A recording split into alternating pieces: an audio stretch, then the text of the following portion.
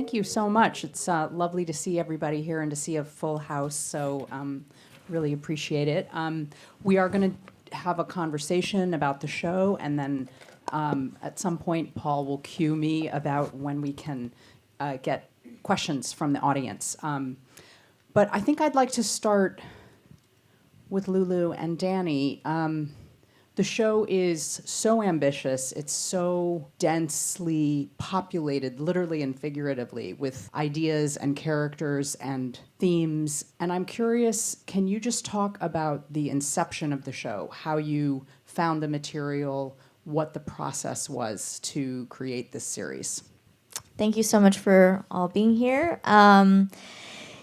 So we were on tour for press with the Farewell, and I wasn't thinking that I would do a television series, and just thinking about what we were going to do next. And Nicole Kidman called, and we had gotten an email. You answered. And I just had, hey, Nicole, what's up? I think she emailed through my reps or something. And I said, I can't. I read the book and I love the book, but I said I can't do this. It is far too ambitious. It would just take too much. I don't think I'm ready, and passed on the project. And then they said, well, Nicole wants to talk to you. Can you just get on the phone with her? I was like, okay. So we got on the phone. I said, I'm sorry, Nicole, I can't do this. I said, well, let's just go to dinner. Let's just at least meet and talk about other projects maybe. So it's just very persuasive. So basically, I said, there's just so much in this world, which I love. I love grief. I love these stories about all of these different women, and I love that it shows diaspora. I think there's such a limited way in which we think about diversity through an American lens, and I was excited by all the diversity in all facets of this world. But I said, in order to do this, I really need to have full creative control. I can't just do something that's celebrating the wealth of these expats and have it just be this sort of aspirational wealth kind of show. And I thought I was passing. I named a few other things. I said, I have to start with this one episode. It would be episode 5. It would be feature length, basically a movie. You would barely be in it, And can you describe that episode and how it works for those who haven't seen the show, what that episode is focusing on, and can you discuss what its importance was for you? Yeah, the episode flips the perspective from the expats to the locals and the side characters and people who are domestic workers who, because Hong Kong has this society of live-in help, and a lot of the women are from different parts of Southeast Asia, and so the helpers in this series are from the Philippines.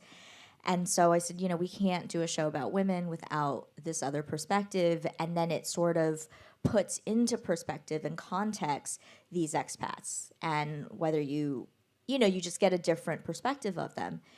And so I thought, there's no way Amazon and Nicole are going to let me do a 90-something minute episode where Nicole doesn't even show up till, halfway in, and she's kind of a supporting character.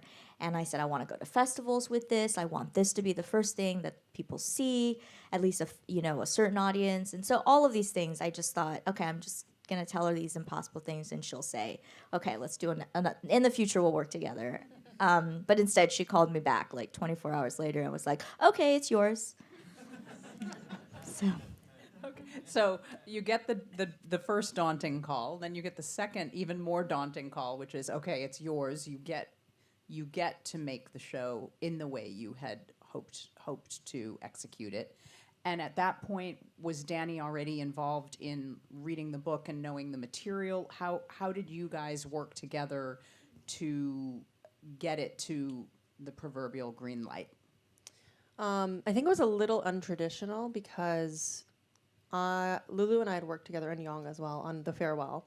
And at that time, I was working at a company, as an employee at a company that was a producing and financing company. So that was how we met, and I was working for the financiers. And we hadn't officially started our company together. We had had dreams of starting a company together, Lulu and I. And this was something that she was able to identify as, I think I want this to be my next thing. I'm putting a writer's room together. I'm going to develop the scripts, read the book. As the scripts come in, you know, you can read drafts. I'd love your feedback. And then we're going to figure out how to bring you on the project as a producer.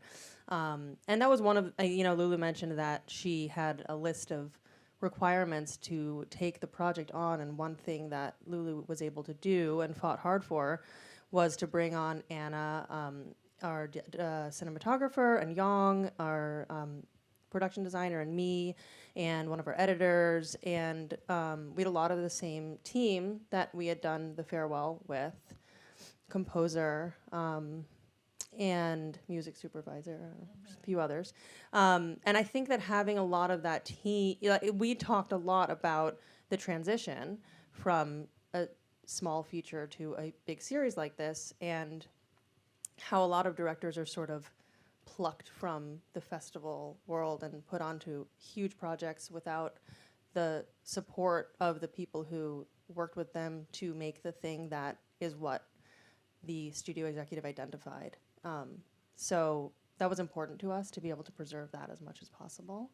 But sorry, that doesn't really answer your question. No, you know, but it brings up a great point, because I think a lot of people in the audience are filmmakers themselves, and I think this idea of protecting your team to the degree that you can and the degree that you want to is a really interesting thing to think about. And I'm curious, just to ask almost as a kind of career transition question, from The Farewell to this project, did you feel there were any thematic or resource-oriented things that you faced on The Farewell that you were like, oh, now we get to try this out in Expats? Do you know what I mean? Yeah, I mean, I think it was just knowing that it was a Nicole Kidman project, we just knew that the resources would be significantly different than The Farewell. And I think that was also what was exciting, is that, you know, having her create a platform which both gave us these resources. And of course, it's like, at that point, it wasn't anything specific like, oh, let's get this big crane. Like, you know, it wasn't necessarily like that specific, but we just knew that we had this platform to both have creative control and the resources. And it was important, like the two, as Dani said, the two things combined, because often you go do a big superhero movie, you might not have your team, but you have the resources, or you do another indie film, you have your team, but you don't have the resources. So having that combination built a platform also for casting, like all of these other actors who are not at Nicole's level. Yeah. Well, so you've got a writer's room. You're at the process of trying to sort of mount the show. For those who haven't seen it or seen all of it, it is incredibly vast in scope, in my opinion. It really displays Hong Kong as a kind of urban maze filled with so many stories, so many lives, so many secrets. And every production challenge that was on the page, the giant storm, the high-rise apartments, the clash of extreme wealth and not so extreme wealth, the protesters in the pro-democracy movement, all of those things I'm imagining were already on the page. And did you find, as you were trying to get to that green light, that there was any need to refine any of that, or in your thinking, or were you able to sort of largely execute what you wanted to execute? I think that we were able to largely execute it despite a lot of production challenges. You know, we were just the time that we were shooting in during the pandemic and being an international production. So despite those challenges, I feel like we all love the scripts so much, and Amazon really loved the scripts, that was our North Star. We would come back and just say, this is how it has to be done. And of course, there's moments in which it's like, well, this is so challenging. Can we cut this? Can we do that? And that is so much of the process to make sure that you hold on to what's important. Yong, I'm curious, at what point were you reading the scripts and thinking about design strategies? Lulu actually mentioned to me very early on, like she might have project, and then it's like a Nicole Kidman involved, but she got like all right to rewrite. So and then she said like, oh, I can bring you and Anna together, and I doubted a little bit because I never done like such a big show, and also television is the first time I'm designing, so I have a little bit like low like expectation if I'm gonna work on it, but Lulu is such a lawyer, so she keeps saying like, oh, we are going to do this and do this. So I kind of start prepare like, okay, how I can design this Hong Kong in 2014. So I start research when she actually mentioned to me, and then I got the script, and then the script was great, and I love the script. So I want to make this show really well. Yeah. Can you talk a little bit about the scouting process? I know it was really extensive. The scouting process, the desire to shoot on location, the reality that that wasn't necessarily always the right decision, the decision to build certain spaces. Can you talk about that? Because it's such a incredibly vast undertaking if you watch all 6 episodes to see how many worlds and looks you need to thread together. I think that we have really only done mostly practical locations, and there is a real loyalty to that, and as it coming from independent film, because there's just nothing more real than the real thing, and you don't want to be that Western production that comes in and like just builds everything, and then there's an artificiality. So we were really resistant to building, but so we started off by doing a lot of scouting, and then found that in particular for the expats community, the apartment complexes, everything that we looked at, even though they were luxury apartments in real life, don't necessarily read that way. And you have all of these restrictions because you're in a building where people are actually living. So you can't really move them out. And then a lot of stuff, like even though it's luxury, it's because it's by the beach, but like there's it's not as polished, like, and so it wouldn't necessarily read as luxe. And so that's when we said, okay, well, there's, the idea of the expats world is that it's a bubble, and there is an artificiality to it. And so maybe the fact that we make that the only build, the only set, will actually work for us. But of course, we have to make sure that it looks as realistic as possible. And so we ended up doing a ton of research, and Yong and Anna fought a lot about this set build because they both wanted it to look real. And we looked at a lot of references, and so often we're like, it just you can see the artificiality. That's so interesting, because I think what I read of it was that sense of houses on the hill, like the sense of height, the sense of looking out over the city, incredible views. How did you achieve that with the build? Because we did lots of scouting before, like I start designing, and then like as Lulu said, we realized it doesn't like show like luxurious much. So we ended up building the 2 apartment set, and then I want to make sure it's enough to show their luxurious life, but also like it should be real as Asian apartment. And then being as Asian, I grew up in Korea, and then I'm very familiar like also Chinese culture and everything. So I want to make sure the apartment we are building, we design is like a very feature all the Asian aspect, but also not necessary to make like a box-shaped, kind of like uniform layout, which is very boring for the camera. So I kind of make like, okay, the material and hardware and everything should be very local, like Hong Kong-wise, but the layout should work with camera movement. And then that's why we, like Anna and I fight a lot. as well, because she has very specific idea for layout for camera movement, and I also have very specific idea for design elements.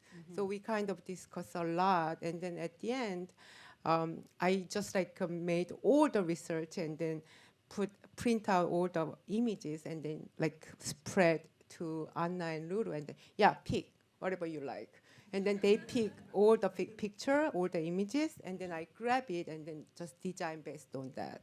But also I really don't want to lose the Asian elements, which is completely different than American house. At a certain point, we'll take a look actually at some of the renderings of those locations and some of the lookbooks that helped support and guide the creative process as you were prepping. I also want to say it's incredible because Yong had to build this set twice. We built the Star apartment first in Hong Kong, and the Wu apartment on a stage in LA, and it's all the same. A lot of this has to look the same because it's in the same complex, and so there was also a lot of conversation about you don't want two identical apartments and building, because I think from like a line producer perspective, to save money, he'd be like, just use the same apartment and just put in different furniture. But that's not how those things work. Like depending on where you are in the building, the layout's slightly different. And so we were like, okay, it has to look of the same building, but this one has the dining room when you enter, this one has the living room, and then having to tear it down and build it again. Okay, so adding on that, so we originally want to build both apartment in Hong Kong. So we start Hillary's apartment. So when my team and I designed, we consider, okay, we are going to recycle this set to Wu's apartment. So we need to transform easily, even though Wu's apartment like a bigger square feet.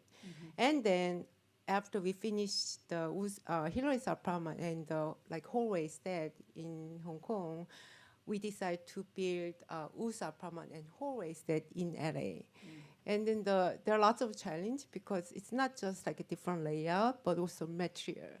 Right. Because when we were in Hong Kong, I was able to use the all real material like luxury marble and then wooden and everything, because it's so easy to import from China, very cheap cost.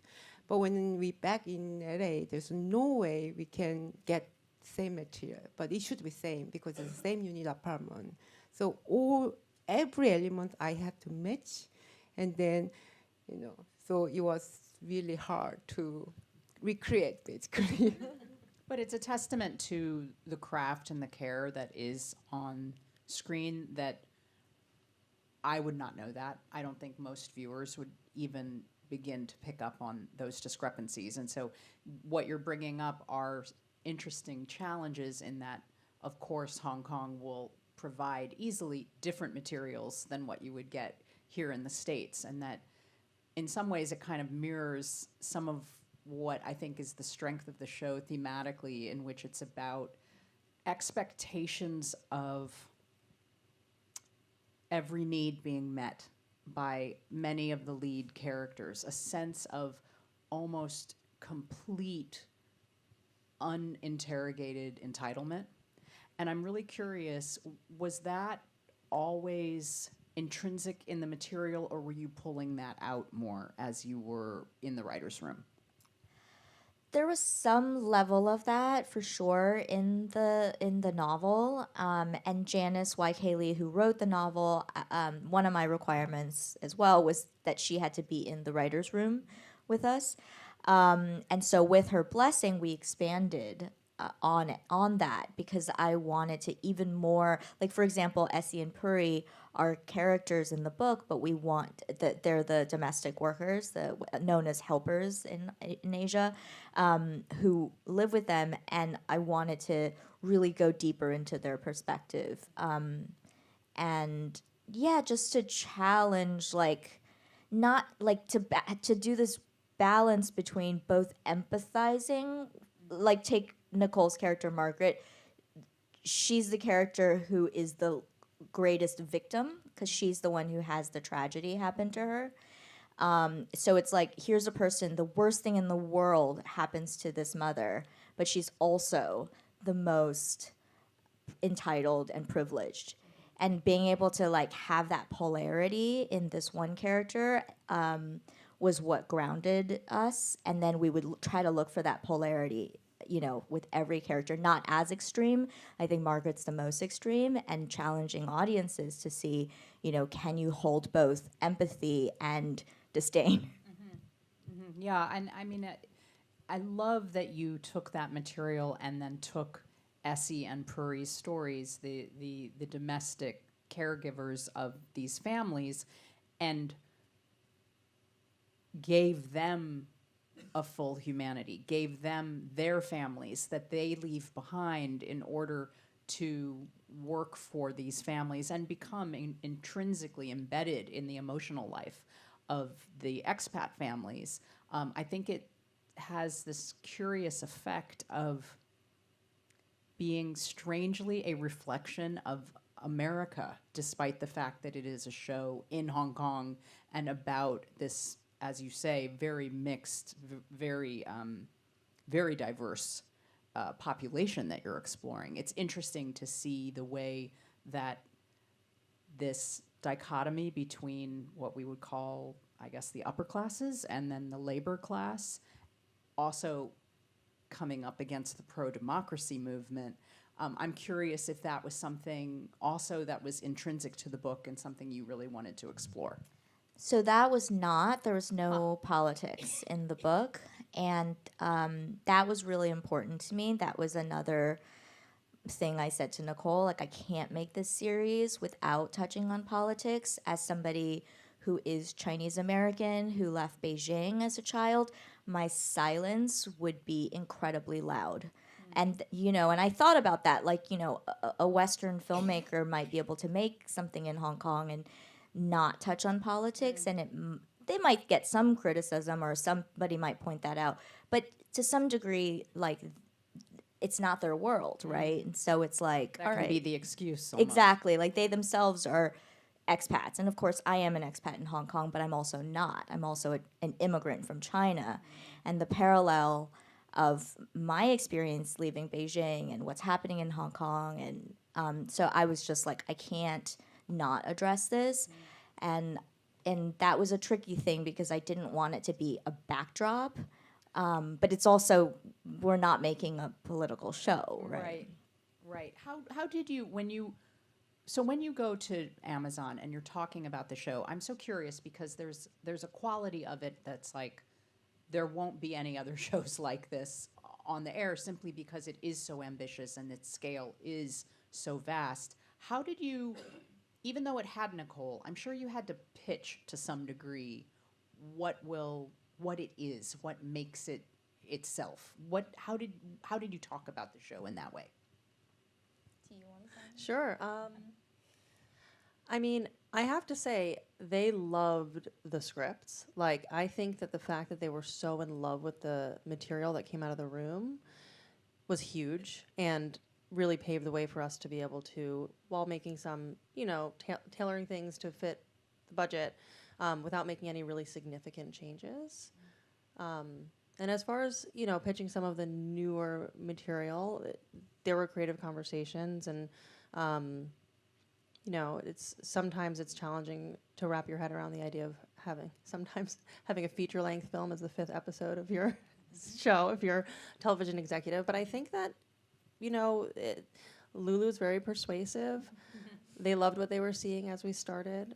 They were seeing dailies, and we just kind of kept forging forward. And I think that their belief in the script and Lulu as a filmmaker allowed us to just buy some goodwill, and they were willing to take a risk. That's great. You mentioned that you didn't anticipate moving into TV after the farewell. What was it like to be overseeing a writer's room? How big was it? What were those conversations like? And to what degree did you find you would guide the process and be surprised by what was brought to you in the writer's room? Yeah, I had never even been in a writer's room, so I think in some ways that was good because I didn't know how it's supposed to be done. And I've also never collaborated with other writers before. So my instinct was just like, we all get in a room, they order us lunch. That was the best part. Plenty of food around. It's just a magical time, really, because we were just like, okay, like, what do you love about the book? What are elements? Oh, I love this line. I love this character. So we just talked a lot from there. And then, I provided the structure. I kind of went in knowing it was going to be 6 episodes. The 5th was a penultimate. Let's put another bottle episode in there somewhere. So kind of had the, and I also knew that the first episode should start a year later because that's how the book is structured. You come in not know it's not linear. Like something bad has happened. Right, it plays a bit like a mystery. Exactly, and I like the intrigue of that as opposed to coming in and just going right into a narrative. And then the second episode is a year earlier, and we, in a very linear way, tell you exactly what happened then. So those two are kind of companion pieces, like here's the question, and then here's the answer. So, we had that structure, and then we had brought in Gursimran Santu because I knew that Hillary was not going to be, she's written as white, I think British in the book, and I wanted to tackle themes of colorism in Asia, in East Asia. And so Gursimran is Sikh American, Indian American, and was writing very specifically for that character.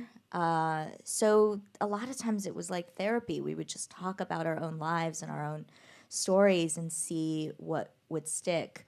And it wasn't necessarily always like, we have to keep going, we have to break story. Like it was a very loose structure. Some days we would come in, we would just talk about events in the world and how we were feeling, and somehow that would shape and color what went in, and that's what I'm most proud of. I think it's very much like a series about the inner lives, the emotional lives of women, in a way we don't get to see very often. Yeah, I agree.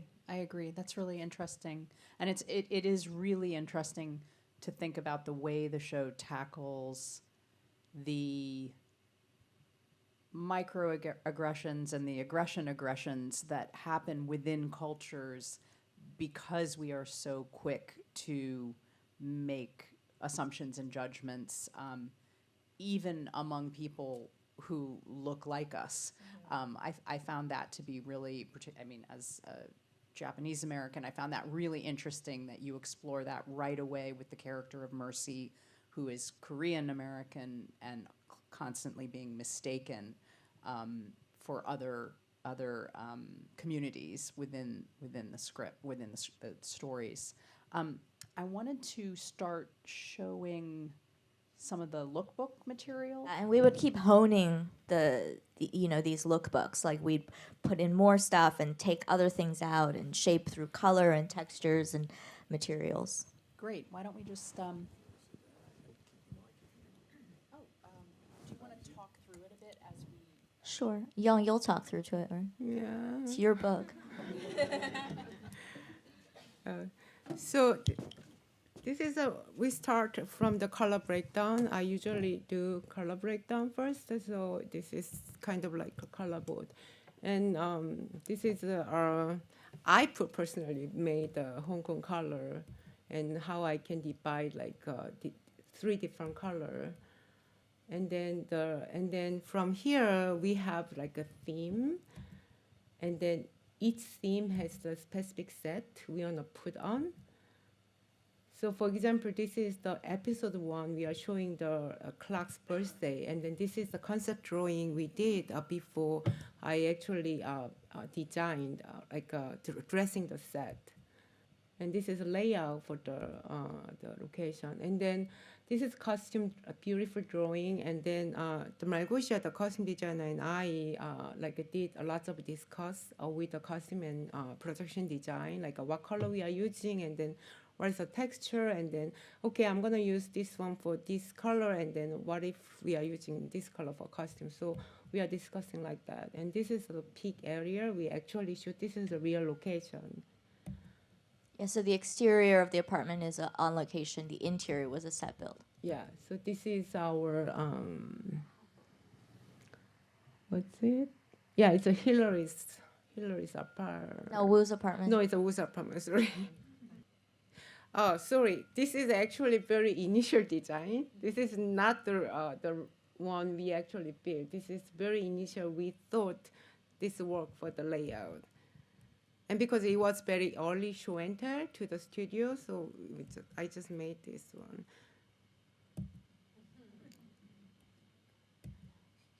And this is more like a night market fairs. And so then- with the night market, you shot in an actual night market, or did you build one? Both. We shot Oh my the. God, both. When you guys see this show, you'll be staggered by that answer. But We shot at the real night market, but then we ended up needing to do more pickups that we didn't get because there was a typhoon that came. Anyways, and so then Yong had to build parts of the night market in Los Angeles on a soundstage, and then have to match it to the real location that we actually shot. Yeah. And this one was the Irish bar where David actually drink, and then it's actually attached to night market. So we did this too, and then it was the location-based build. So we built the facade.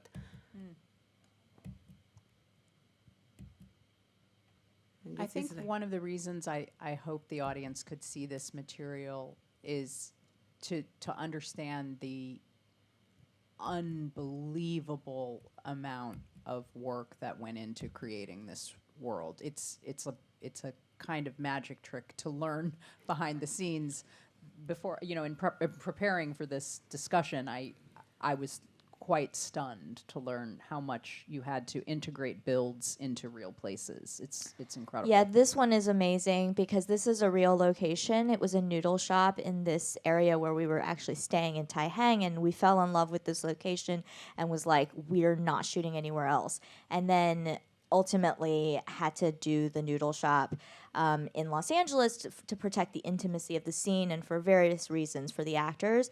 So when you see the wide shot in the episode, how do I explain this? So this is all real, but the windows, are VFX. So it was a combination of this as a plate, the outside as a plate. So you can, we had people walking and all kinds of movement, and then everything that was inside. When you see Nicole and Sarayu inside, that was a stage. And so this is a build. Yeah, this is interior noodle shop. So basically, all this like concept drawing, I did the drawing before we actually designed. So to confirm with Lulu and Anna together, so kind of show like, okay, this is what I'm doing for the layout and dressing wise.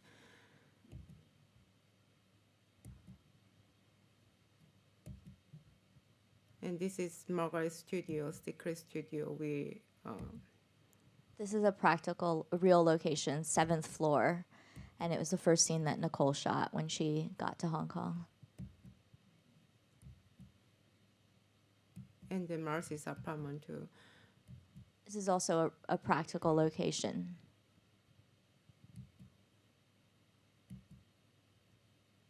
I think all of these practical locations go such a long way to creating the sense of vastness to the scope of the show, and it is a real testament to a designer's work to mount something so ambitious. Yong showed me a lot of umbrellas. Yeah, throughout. and so it was in Hong Kong, and then I know we need lots of umbrella for like a protesting, and also made like the workers' picnic. So I asked my set team to get as many as umbrella we can get, and then we ended up get like more than 300 umbrella in Hong Kong. And then my set team like arranged by color, by pattern, and everything. And then I kind of pick whatever I like. And then this was the concept drawing for the typhoon, where Wen is like walking on the street. And from this page, it's our DP's tone board, very early on. And was this something you shared with Amazon early on? We shared parts of this. We did like more of an official show and tell with them, where we did a Zoom and played. We kind of played out how a few different sets were going to look and showed some of Young's concept drawings. and some still photography. And I think we use that image to show what Nicole's hair would look like. Yeah, a lot of these are just early images that Anna shows me and we discuss, or I'll send her photographers I like, and it's just a way for us to start building the look of the show. Like for instance, I'm imagining this is a production office that's showing Yeah. This is Yong's office. Young that mom. yeah that and to have this kind of material be almost like the central brain of a production allows everyone involved to see the direction of the show. It's a really great way to work. Yeah, I just want to pretend I'm working so hard. This is the U's apartment concept drawing before we actually built the set. And a lot of it was about being able to see from one place to one room to another, so that we could have foreground and background. That was one of the limitations of real spaces. You can't control the mise en scène of in those spaces. So this is U's apartment the set photo, BTS photo.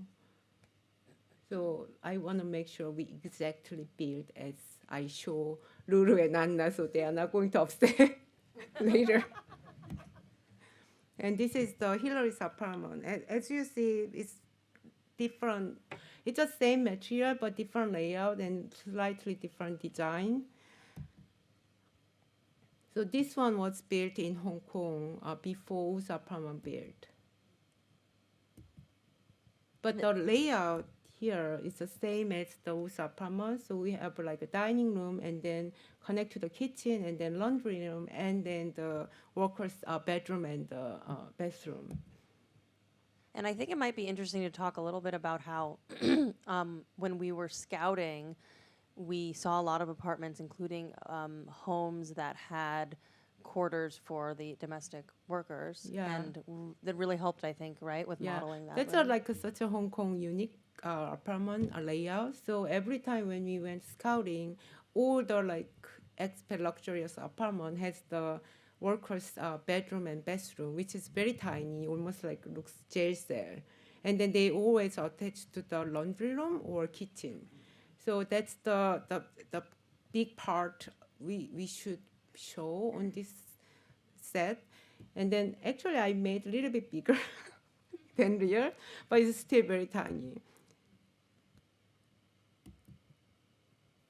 Yeah, see, this is the purist bedroom. And this was the hallway drawing, concept drawing we did. So even these interstitial spaces that weren't exterior but were like hallways you built? So we shot one of the like the lobby we shot on location in the real building, and then we used all those materials and then built hallways. So it was again a combination. Wow. And then this is the real backdrop. And I think it was a 70 feet by 30 feet like a backdrop. And then it really looks fantastic. Yeah, and our amazing DP put all the lights, every single window on that photo. They used Christmas lights into the windows, so they would poke little holes in each window. I forget who on her team did that, but spent like a week doing it. But it allows like a real flicker in the windows, so then that helps to sell the reality. And if the audience can notice, this is a set that's on stilts, right? It's elevated to create a little bit more depth into the view. Yeah, because the big backdrop is very huge. We have to raise up the set for like 10 feet, which was very challenging, especially in Hong Kong, because their skills is not there yet. So it was very different process working in Hong Kong and the U.S.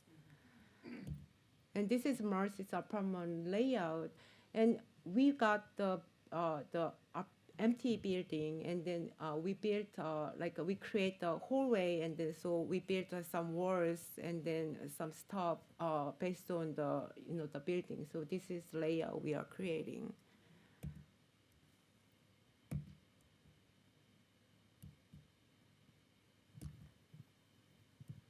And this is local shop, which shows in episode 1. We never thought I never thought I'm going to build this shop actually, but we ended up building this set also in LA stage. And this is alcove we built in LA as well. And it was like a long walkway which connect to the Margaret's apartment studio, like a secret studio. But this alcove actually also connect to the Wang's supermarket door. So they kind of like connect each other. And this tile is all fake. And then like our team is really hard work to make looks weird because it's actually real aging. location, you know. Yeah, the details on the surface is just so well done. It's really beautiful.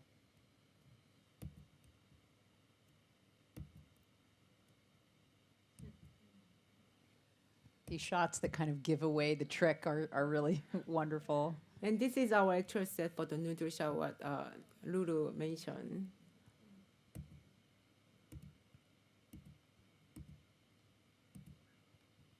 And it was the birthday party actual location, and then we changed it's like this. And this is morgue set, the concept drawing. The morgue is episode 4, and this was a set in LA. Yeah. And then Lulu wants the morgue, it's like kind of like a maze-like, and also like not like very normal. So we intentionally designed this 2 waiting room kind of symmetrical, like a mirroring. And then this is a real set dressing set. Amelin, who plays Puri, is a singer in Hong Kong, had never acted before. And so she was just incredibly nervous. And then everything in between, like Ruby Ruiz is from Manila in the Philippines, and she's well known in the Philippines.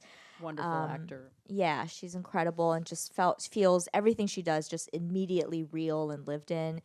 And then Sorry You Blue and Brian T have been around, veteran actors, but have never, I think, done a role of this size and been this centered. And Sorry You, in particular, does a lot of network comedy. And so she was nervous about, not nervous, but she was like, oh, it's a drama. Like, how big? What's the size? And so I think that was the biggest challenge, just making sure everybody felt like they were in the same movie. And what was it like for, some of the actors who weren't as experienced to be working among so many much more experienced actors? Did you feel you had to care for them differently or create a different vibe on set? A bit, yeah. I mean, I think I just tried as much as I could to make them feel as valued as possible, and tried to take the sort of like Hollywoodness of it out and make them feel like equals as much as possible. And obviously there's just a lot of nerves, but yeah, we were all so close because we were there for so many months, and so we would go to dinners together. We all spent a lot of time together, and I think that really helped. And I think Lulu did a really good job with the Wu family of having them all bond, especially the kids. I think like by the end of the whole thing, it feels like they kind of grew up together, and they had spent a lot of time with Nicole and Brian, and she made sure that there was some time with them to like be a family together before we started shooting. Did you rehearse much? No, we didn't really have time to rehearse, but I just told which characters, which people to spend time with, and then which ones not to. Like I kept Ji Young, who plays Mercy, and Nicole separate from each other, because I wanted, when they actually were shooting their scene, they're strangers, they kind of meet a couple times and that's it in the story, and yet they're connected by this huge incident. Why don't we take a look at a couple clips?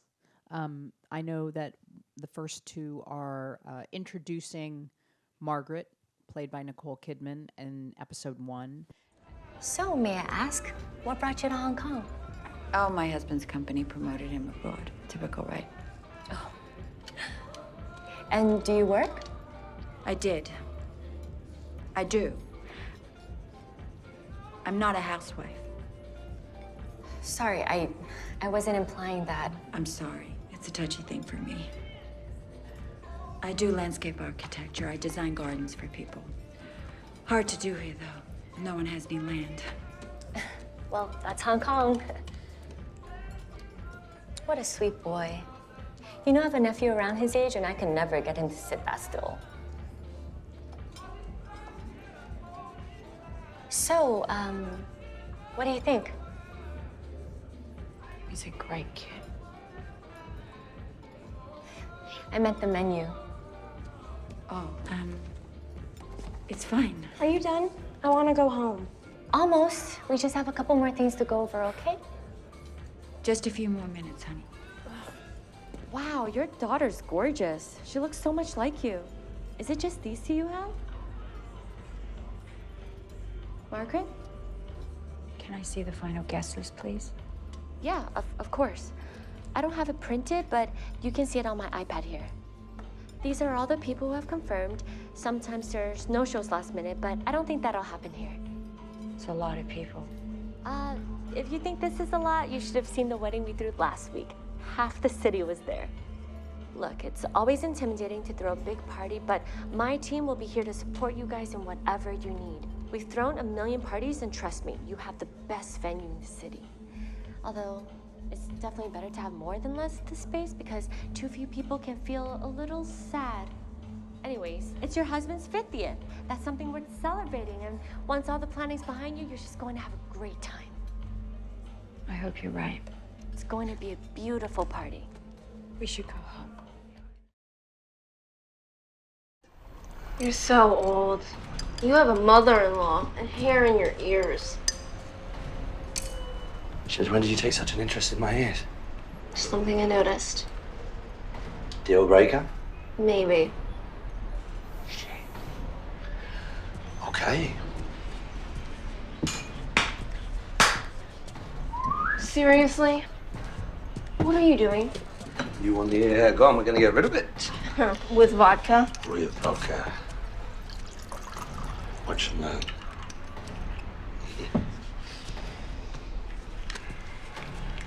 You're gonna set yourself on fire. No, you are. Are you still drunk? Is that why you think I'm still here? You trust me? Cinch me, babe. Don't ever call me babe. Cinch me.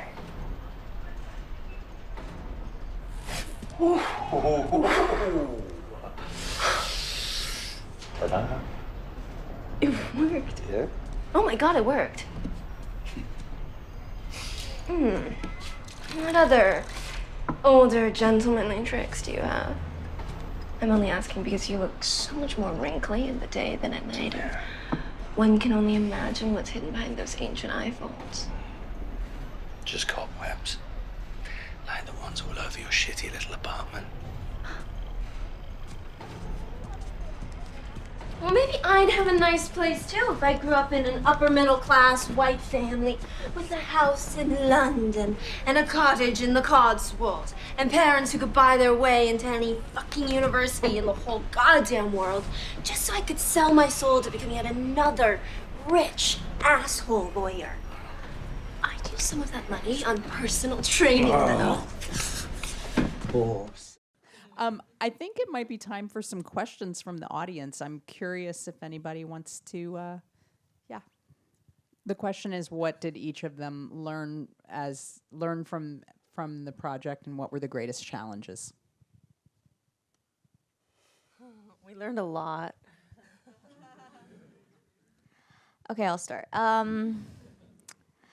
I think it was just like I'd never worked on something of this size and the length of time, and so to keep the stamina was really challenging. And then having, so many external factors threaten. And I think that the instinct I had was, at the end of this, it doesn't matter what happened. If I'm not proud of the work, if the final result doesn't reflect my vision, it's not going to matter. It's still my name. And so the most important thing to me, like I didn't care, about like I had to obviously negotiate like politics and relationships, and that's always challenging in this industry. But I just kept saying to them like, this is my name, and I can't put out something that I don't believe in. And so I think when we finished, that was the thing that I was the most proud of, that we were all really proud of the work. It reflected our vision, and it didn't get diverted. Yeah. How about you, Dani?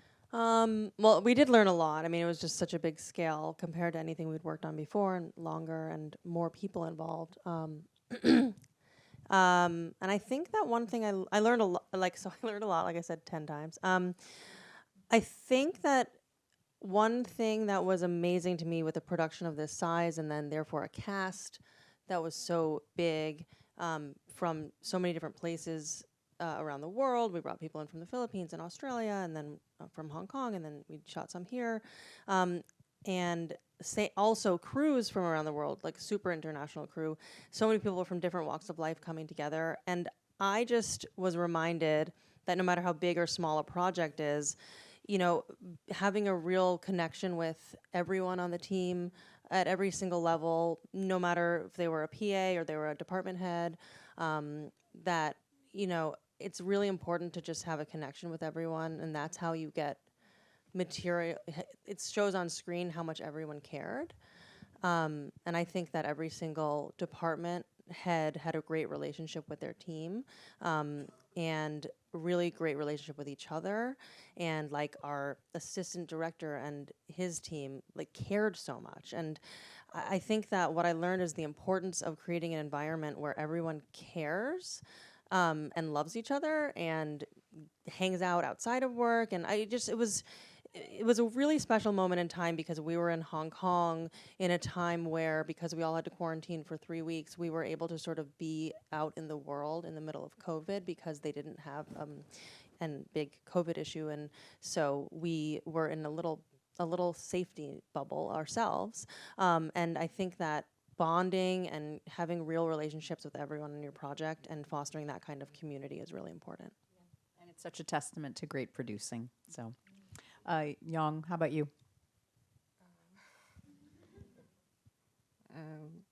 I think the shooting internationally was very challenging, but for some reason, I had confidence myself. Okay, I can deal with it because I worked in Korea before, so I knew how to work with in Asia and also fairer too. But it was the way more challenge than I expected. So that was one thing. But the most, for me, the challenge is the creative part wasn't really different, even though the scales are so big. The reason because Lulu and Anna doesn't work differently, you know, the creative part. And then we approach every single episode as a feature, not like TV show. And then everybody told me, yeah, TV show is different. You have to move fast, and then you kind of need to compromise the detail and blah, blah, blah. But I knew it's not going to happen with them. And then that makes me very challenged, actually, because when I worked in this show, I had lots of control myself, and then it always shortcut.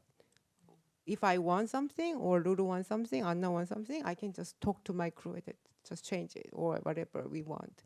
But for bigger scale of art department, I remember like at least like in LA, I have like 100 like construction team, and then like when I say, oh, I want to change the small thing, and then they say, yeah, we have to redo all the drawing first, and then it took like a week, just change one thing.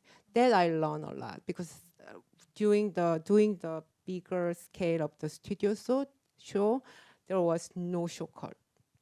Right, the nimbleness couldn't be there. Yeah, I think that it's like a little bit counterintuitive. Like you think, oh, you have so much budget, you have so much more room, and rates are higher.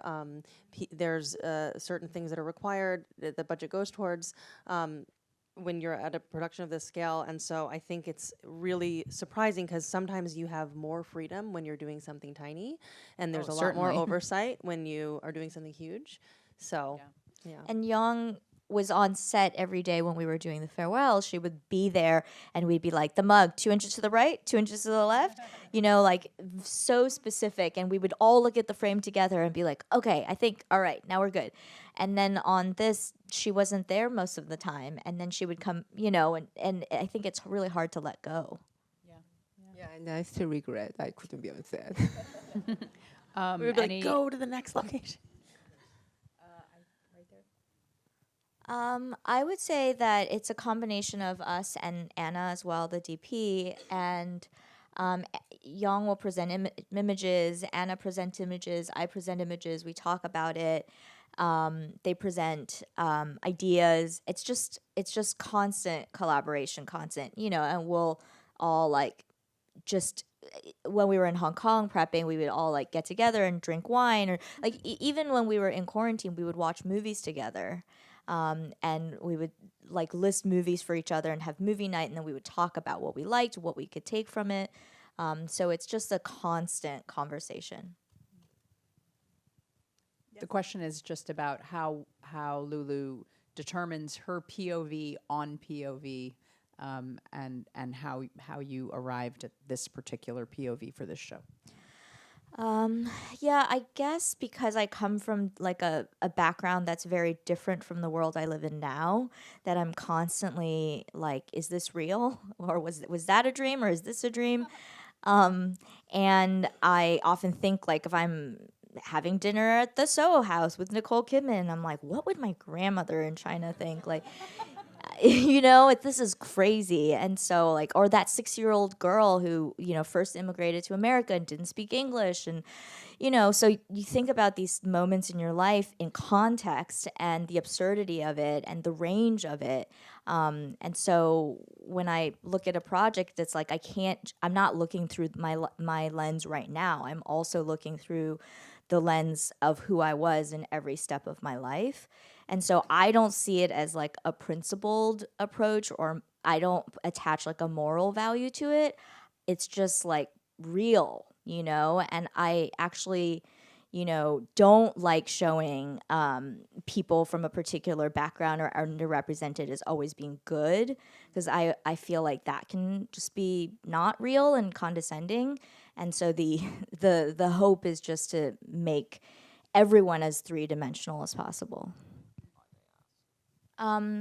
Yeah, we talk about, Dani and I talk about it a lot because we have a company now, and I think that it's not about scale. It's about what are the conditions for me to make the most interesting work, and have that creative freedom. It's that combination of freedom and resources. I want to continue to collaborate with the people that I not only that I want to collaborate with, but that I feel like are the staples to the work that people respond to and that, I want to make. So what, like now I even send like books to Anna, and I'm like, well, I'm not going to force you to make a film. Like if you don't even like the book, like I can't, so I get her to read stuff early on. And I just think that's really important because it is such a long journey and people are away from their families and they sacrifice so much. So we look at, just like the production. And if it is a big studio project and we can bring our own unique spin to it, and there's excitement around doing something from a different perspective, and there's real excitement around like innovation, then absolutely. But I think that my hesitation always with bigger projects, and like I'm always gonna be drawn to doing indie, and I'm never opposed to going smaller. And actually, shout out to Film Independent, because I had made a feature called Posthumous before The Farewell that went nowhere, and it was a decent budget film. And I was like, all right, what do I do? Go back to a short. I went and I made a short film through Project Involve.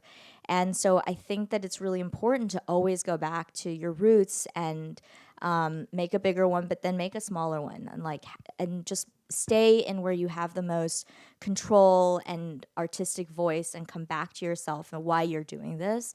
For me, that's how I look at it. Yes, the question's about Ruby and Amelin, who are incredible, and I feel like they gave me an opportunity because I didn't know who we were going to find for these roles. And Ruby was in Manila. We auditioned. She sent in her tape and then we had a Zoom audition. But as soon as I saw her, I knew. I mean, we all knew she was the one immediately. She just, if you've seen the show, she was that. She brought all of that, all the warmth, all of the emotion, and I felt like that she was going to be the heart and soul of the series. Which is so important in contrast to some of the coldness of the expat community. And then Amalin, She came in and we met her. We auditioned she was her in Hong person. Kong. Yeah, she auditioned in person. But we said, look, we need to really be open, and we're not only looking for actors. Let's look at singers. Let's do an open casting call to anybody who might be interested as a Filipina in Hong Kong. Because we, at that time, only had the budget to cast locally and didn't want to fly another person in internationally. So Amelin came in and sang, and I was like, all right. And she's like, what? I've never acted. And I was like, I don't care. We'll figure that out. Your voice is so amazing. Yes, you in the back. The demographics for Thank you for saying that, because I feel like sometimes I hate them. Not when, but Hillary, I get really frustrated with Margaret and Mercy. I don't know. I don't necessarily think I go into it thinking about how do we love them. I just think about who is this person in my life? When is a combination of my mother and an aunt and that particular conversation in 5 is is it cowardice for a mother to say don't go and protest because that's not your problem, it's too big, or is that out of fear, and can you empathize with that? So there's always the both sides. And so I think just by making the characters feel real, and when I think about my them as people in my own life, then and not actually being worried about whether people are going to like them or not, but just saying, what is the character motivation? The question is about the bottle episode 4, in which our hero characters are somewhat trapped in very confined locations, which typically in television parlance creates a cheaper episode. That was not why it was created, but let's tell Amazon that it was. It did help, though, because when it also, if you notice, is the episode that has no music at all, no score, no songs. And so whenever, we heard any griping about how expensive 5 was with both music and the scale, we were like, but we gave you 4, But no, it just came from, the television form of doing bottle episodes. And I think the idea of doing a bottle episode came first before the storylines, and it really helped because it's all right, and this speaks to how limitations actually really help you, because we created this idea of okay, everybody's trapped because it's a metaphor for being emotionally trapped, but let's physically trap them and let's treat this like a play. It'll just be refreshing to have a different tone, a different pace, have it be more dialogue driven. And then the story came later. We're well, if we need to trap them, so what needs to happen by the end of episode 3 that gets them to this place, and where are they going to be trapped and for what reason? And it gave us a lot of story ideas. Yeah. We didn't actually cast a lot of domestic workers, and that's partly because they domestic workers from overseas go to Hong Kong and other Asian countries on a particular work visa, and they're incredibly limited. They're not allowed to do other things, and it's part of this kind of abusive system. And so if they want to make extra money, they even have to go do it secretly. So we weren't able to cast any real domestic workers. There were a few who used to be, and then they were able to get a different visa, and then they were able to work with us. But it was incredible. And what we did do is we actually shot on a Sunday when the they call a picnic, was going on. It's the day off for all of these workers, and it's like 99%, maybe 100% women, but hundreds and thousands of women on the streets. And so we actually shot so that we could use that, like incorporate that as a background. And so they were so excited to see, and then we had rain machines coming, and so it's just like really, it was from like a scale perspective one of the bigger undertakings. And I love the fact that expense ultimately also gave voice and gave a window into that community that I think another version of this show just wouldn't have been interested in devoting an hour and a half to in episode 5. So that was a really bold, really interesting choice. Are there any more? I see, yes. The question was about the process with the cinematographer? Yeah. Yeah, like I said, it's all very, very collaborative, and Anna is very much a filmmaker in the sense that she's not just like making pretty images. It's always story first. And oftentimes she even influences the script, and she'll say, this feels really like conventional, and like, can we do this visually? Can we, I don't think these words need to be said. And so we shot list very, very, very thoroughly. And then we use Artemis. Do you guys know the app Artemis for shot listing? So you can actually pick the frame and pick the lens and pick everything. It's an iPhone app. And so we basically shoot every scene ahead of time, particularly the more complicated ones that require a lot of blocking. And it's usually like us playing all the roles. And then we attach those videos. We have this huge like Google spreadsheet, so that when the AD looks at the day, he literally knows exactly what we're shooting. He can see the video that we did on Artemis of that exact shot. And sometimes we'll even show the actors just so that they have like complete clarity. And then their performance exists within that blocking. But we do love to do I think the other thing that we do is with every scene we want to make sure we bring a big idea. So it's never just like, oh, okay, let's just cover it. It's always like, okay, they're trapped. Do we want to go handheld? And it's usually because in the other episode there is no handhelds. It's more observational or wider. So let's do something totally different. Or this is a scene about a particular relationship, and we want to keep it as one shot and then get closer and closer and zoom. And so zoom was something that we used a lot in this show to bring us closer to the characters. Yeah, I think that it was for us like always like a visual staple for the series, and showing particularly like right before her being in her fancy apartment and going from that world to this world. And so yeah, like I think we were just driven by this idea of intrigue and mystery, and who is this woman, and what is she doing here? She clearly doesn't belong. So having the wider shots is to show the way that she is such an alien in this space. And then once she's in the bathtub, as we're getting closer, and yes, getting into her POV, we're starting to understand that she's had some kind of trauma or something, and there's an escapism. So yeah, we definitely built that entire sequence ahead of time, knowing that we were, the energy. Thank you. We have time for one more question. I see you in the middle. Yep.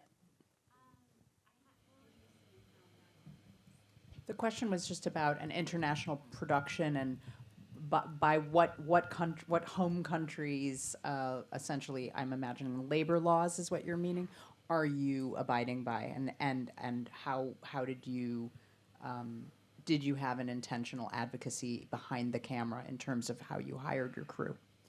Yeah, I mean, I think that as much as possible, we were working with with local crew in Hong Kong, like as much as possible, especially because a lot of the material, or some of the material, especially in the 5th episode, deals with local politics. So I think both within the community,